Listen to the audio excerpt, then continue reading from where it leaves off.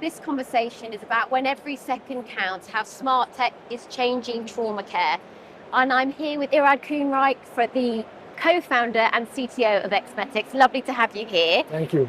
So Irad, can you start by telling us a little bit about Xmetix and how the idea for the TAC 710 smart tourniquet came about?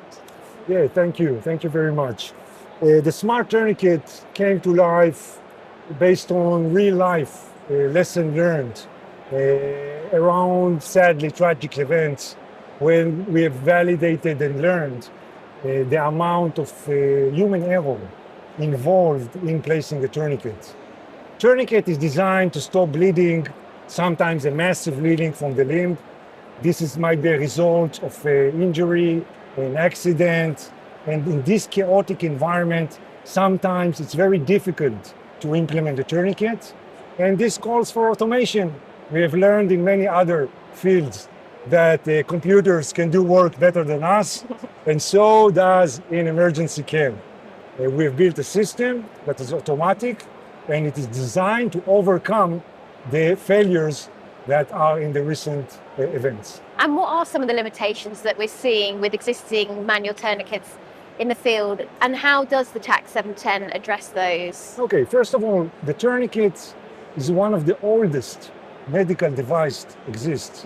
It goes way before Sphera, in Roman times, and it has been evolved. It has been evolved over the years, and approximately every century, we see some kind of improvement.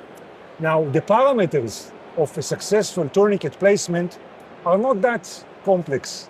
You need to put it fast enough, right, as the bleeding is running. You need to put the right pressure, right? You need to find the right pressure. And you need to record the time. It's very important to record the time of the tourniquet.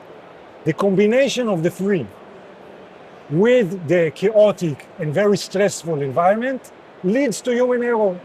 And the research is showing that the human error with the manual tourniquet is somewhere between 20% to 80%, 80. It means 8 people out of 10 will fail putting a tourniquet under stress. And this is a scientific validated information in multiple nations. On top of this, there is an issue with the training retention. Even if you are trained, you need to remember the force. It's like it's a tactile thing. And over the time, you forget it. So there is this combination of human error and training retention issue. This is the core problem of the manual tourniquets. And this is why we brought the automatic tourniquet that is smoothing everything. All you need to do with the automatic tourniquet is to place it around your limb this way, take out the safety pin and press the button. And you are already a hero and you are able to save their life. The tourniquet will build the pressure automatically, kick off an automatic timer, so you don't need to record the time, and it will maintain the pressure over a very long duration. So this has become like a single button activation instead of very complex and demanding activity you need to perform. Wow. So you've designed this with both combat and sort of tactical environments in mind. How do you see it fitting into the needs of emergency services here in the UK and in Europe? In the military environment, limb injury is extremely common. We are talking about 70%. 70% of all injuries in the battlefields are in the limb. The soldiers are protected in the chest, in the head, and the point of vulnerability goes to the limb.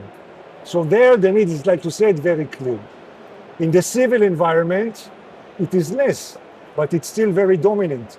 40% of all injuries in the civil environment are in the limbs. This could be in a construction site, this could be in a car accident, and the time is running the same. You have a time frame of minutes to overcome this injury, and it's less time than the emergency services can arrive. And then we have what we call the bystander. the bystander needs to respond. The bystander needs to respond, and he has the same challenges. He's untrained, he's stressed, and he needs to perform to save life. So it's virtually the same thing, and we can see that the manual tourniquets exist all across the board. They are in the police van, they are in the ambulance, the soldier, the firefighter. It's both a personal gear and both a key safety element. So in many ways, the value for the civilians is even higher because accessibility for training and for, being cool at the right moment is less naturally. So we have learned that the same value exists all across the board. Imagine a rural place. It takes time. Everything takes time. So you need to respond very quickly and very efficiently. And this is what we are bringing to the table. Could you walk us through what happens from the moment that the TAC 710 is applied in a real life scenario? From the moment you put the device and you press the button, first the device will start to build the pressure. It has a very smart software that knows when to stop it when the blood is in full occlusion. Then it will kick off the automatic timer to keep the time. And it has a special mechanism to keep the pressure tight over very long duration. With the manual tourniquet, you have a problem that it loses some of the tension. Part of it is physiology of the patient that is changing over the time. Part of it is the materials themselves. And it could be also during moving the patient, this can happen. And in this situation, the patient is under the blanket. It's very difficult to see what's happening with the limb. And this device has a software that makes sure that it is keeping the right pressure over 6 hours.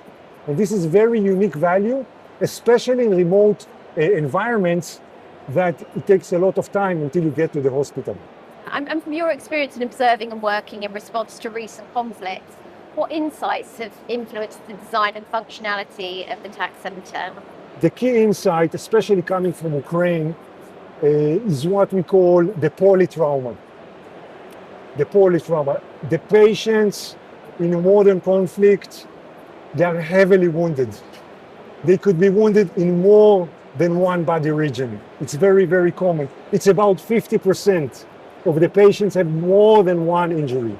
So then it's become even more important to put the tourniquet very, very fast and move on to the next important priority. Okay, so this multi-injury site record and understanding makes the tourniquet even more important because there are many priorities.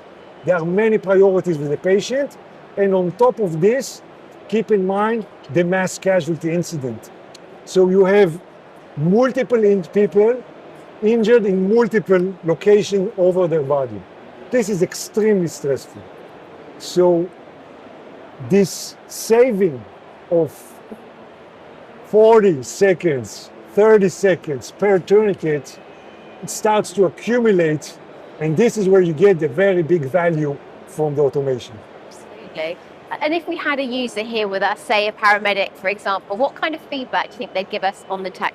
Paramedics are expert with the manual. Paramedics are expert with the manual tourniquets. It's their primary tool today. And I think for them, it's like moving from a manual screwdriver to an electric screwdriver. So initially you will get the response, I know the job. But then when you get to them into more complex environment, imagine darkness. You need to put the tourniquet in full darkness. You need visual to visually, and then they get it. Or a mass casualty event when they need some time to operate others. Okay, the paramedic in a mass casualty event is also a manager of the scene. He's not just giving help. So he can very easily activate others to implement the tourniquet, and this is where you get a force multiplier. You will get expert results immediately on the scene. So once you cross this type of discussion, it's become very, very smooth. And I can share that we are already live with EMS organization and already saved people with this device. Yeah. And there is no way, there's no turning back in that sense. And you're making these steps for your EU launch. What has been the biggest challenge so far? The big challenge, we are a small company, we're a startup, we need to scale up in all dimensions, manufacturing, quality, and now is the time that we need to let people know that we exist, provide the clinical evidence, build the trust, and start spreading the word. And this is why we are here. Brilliant. And looking ahead, how do you see smart medical devices like these changing the way that responders deliver life-saving care? So, smart devices are the future, and I think we're going to see more and more innovation with the old manual procedure.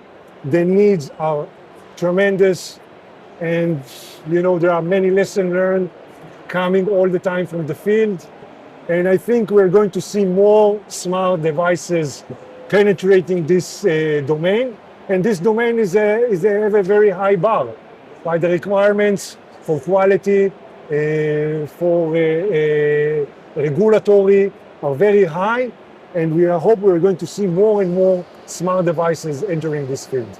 And then if somebody wants to explore the TAC 710 or trial the service, what's their best steps? First of all, you can easily find us on the web, Xmetix. There is only one company with that name, so it's very smooth. And we are here, we have a booth here, and we are very open for collaborations, demonstrations.